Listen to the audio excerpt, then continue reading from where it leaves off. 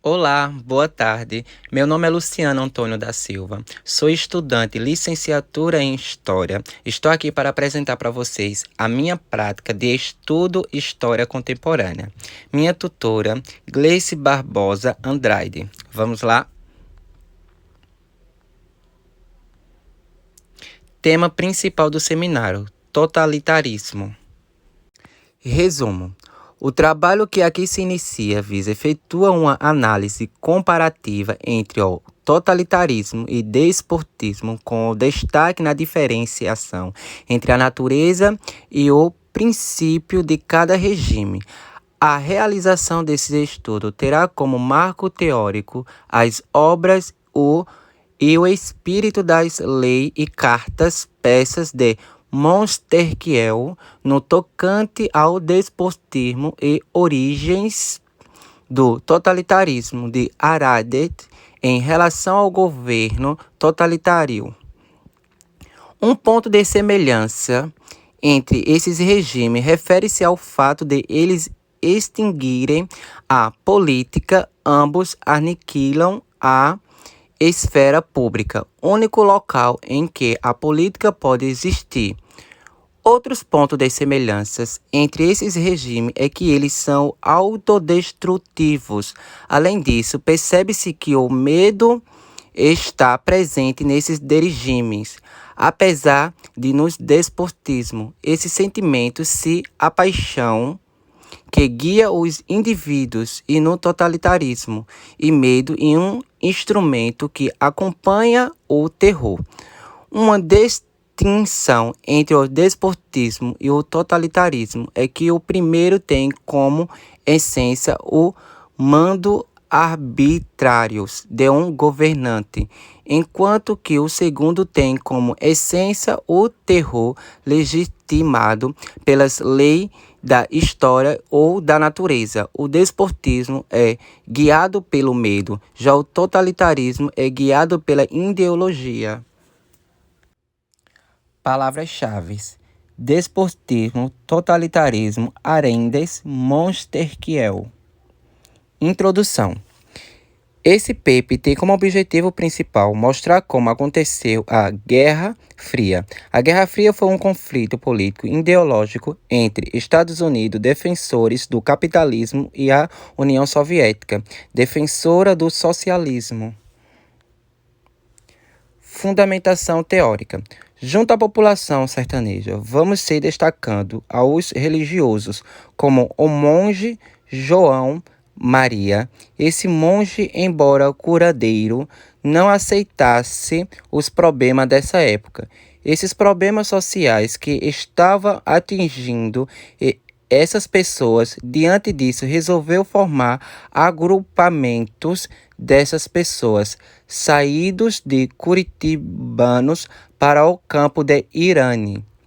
Uma melhor ação coordenada pelos militares ocorreu em 1915. Eu fiz provocar a quedação e destruição nesse sertanejo.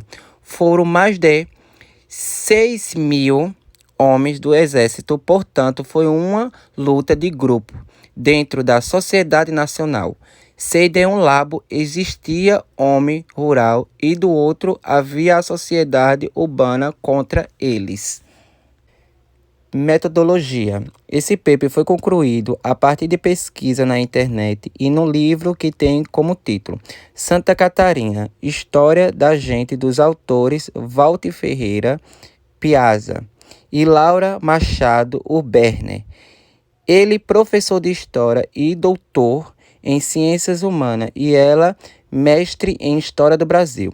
Esse livro foi usado como base para o trabalho. Mesmo assim, ainda foram utilizados outros livros, como Guerras no Brasil, Imagem Contestada, de Karina Jan, e Contestado, de Valmor Santos. Resultados e discussões. A preocupação dos professores de história deve ser em incentivar o hábito de pesquisa dos alunos, e esse deve ser uma grande realidade a ser conquistada na escola, pois é visto que se pode observar a falta dos interesses de tantos alunos como professores e pesquisar do ensino de história regional.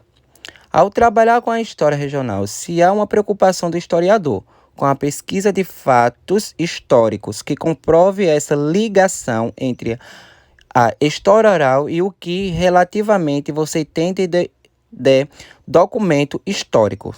Essa interligação é muito importante para o aprendizagem dos alunos, pois é com ela o que conseguimos fazer a junção.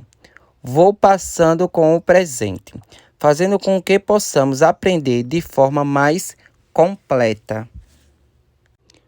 Conclusões. Esse trabalho visou analisar fato histórico. Conta-se na história que a Guerra do Contestado foi uma das lutas e conflitos que ocorreu na chamada Primeira República, um período marcante e não tão democrático. Essa luta que teve como motivação a expulsão de outros povos de seu território mostra o autoritarismo do governo. Essa disputa do Estado pelo mesmo território resultou em uma crise que, por sua vez, ocasionou o aumento da religiosidade. Esse movimento foi parecido ao que ocorreu em Canudos. A concentração terra na mão dos maior rico e poderoso.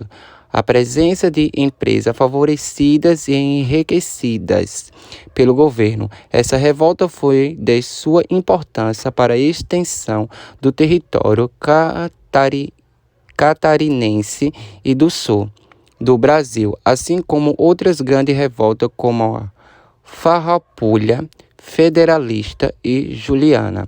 Após o término desses conflitos em 1916, com duração de 4 anos, surgiram as cidades de Mafra, Joaçaba, Chapecó e Porto Unido, e assim se foi espalhando uma nova cultura pelo Brasil.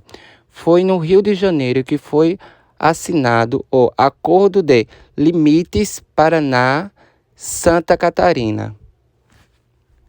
Bom, aqui está as minhas referências.